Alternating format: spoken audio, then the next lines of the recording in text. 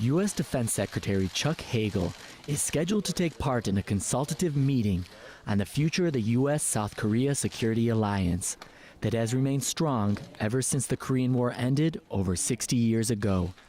His visit to South Korea and later to Japan follows signs that North Korea may be expanding its weapons-grade fissile material output, even while calling for the resumption of six-party denuclearization talks.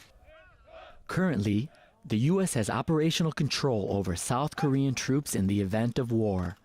South Korea was due to resume control in 2015, but appears to want an extension given ongoing tensions with the North.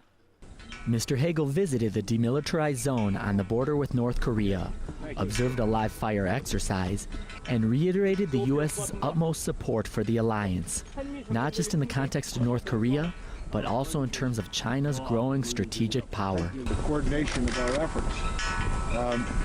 This is obviously a critical area that assures, with our joint vigilance, the security and safety of South Korea and peace in this region. The United Nations Command, led by U.S. forces, has about 30,000 troops on the Korean peninsula, supporting South Korea's 650,000 soldiers, with 1.2 million North Korean troops stationed on the other side.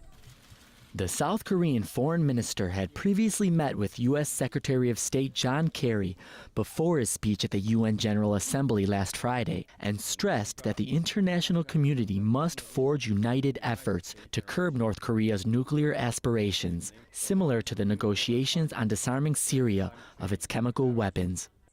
The two Koreas are still technically at war, since the 1950 to 1953 Korean War ended in a truce, without the signing of a peace treaty.